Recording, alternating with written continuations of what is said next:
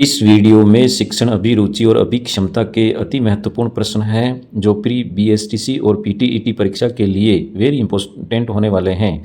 पहला प्रश्न इस प्रकार है, शिक्षण में कितने प्रकार का सह संबंध मिलता है?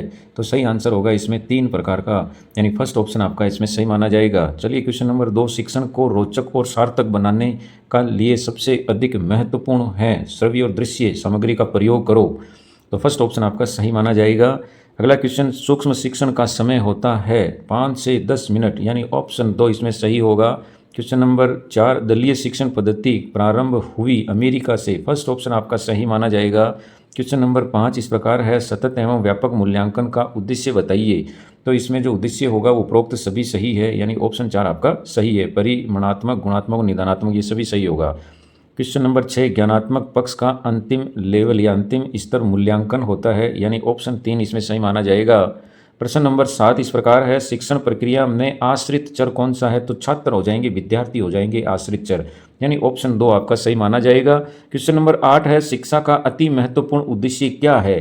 भाई सर्वांगीण विकास करना, बच्चों का सर्वांगीण विकास करना, ये अति महत्वपूर्ण उद्देश्य है, ऑप्शन 2 इसमें सही होगा। क्वेश्चन नंबर 9, आदर्श शिक्षण विधि कौन सी है? यानी आदर्श जो शिक्षण विधि है वो विद्यार्थी केंद्रित होती है, यानी कि ऑप्शन 4 इसमें सही माना जाएगा। छात्र केंद्रित क्रिया अधिक हो वही आदर्श शिक्षण विधि मानी जाती है। प्रश्न नंबर 10 इस प्रकार है, निम्न में से कौन सा शिक्षण सूत्र नहीं है? तो भाई निश्चित से अनिश्चित की ओर ये नहीं होगा, यानी ऑप्शन 3 इसमें सही होगा। ये सही होगा अनिश्चित से निश्चित की ओर, ठीक है। बाकी ज्ञात से अज्ञात सही है, पूर्ण से अंश की ओर सही, स्थल से सूक्ष्म की ओर सही है। चलिए क्वेश्चन नंबर 11 देखते हैं, उद्देश्यों के आधार पर शिक्षण का प्रकार नहीं है।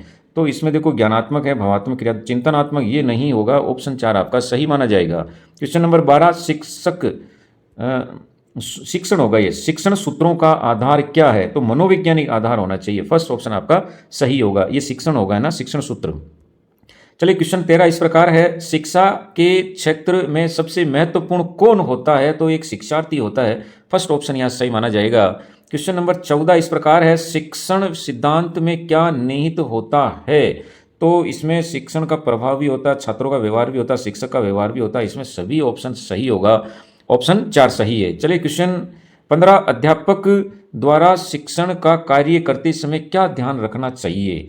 भाई केवल विषय का बिल्कुल ध्यान रखना चाहिए, छात्रों का भी ध्यान रखना चाहिए, सामाजिक वातावरण ये जरूरी नहीं है, ऑप्शन 3 इसमें सही होगा। चलिए क्वेश्चन नंबर 16, रेखीय अभिक्रमित अनुदेशन के जनक कौन है? तो स्किनर है, इसमें ऑप्शन नंबर 2 इसमें सही होगा। क्वेश्चन नंबर 17, लिंग्वाफोन साधन है। भाई जो लिंग्वाफोन जो साधन है ना वो श्रवण सामग्री होगा, अगर श्रवण सामग्री, यानी फर्स्ट ऑप्शन इसमें सही होगा। क्वेश्चन नंबर 18, होलोग्राम साधन है। तो होलोग्राम दृश्य श्रव्य दोनों होगा, इसमें फर्स्ट ऑप्शन यहाँ सही है। Question number 19, management of teaching learning पुस्तक का लेखक कौन है? बहुत अच्छा प्रश्न है, डेविज, यानी ऑप्शन 2 इसमें सही माना जाएगा। चलिए क्वेश्चन 20 इस प्रकार है, शिक्षण सामग्री की विशेषता है।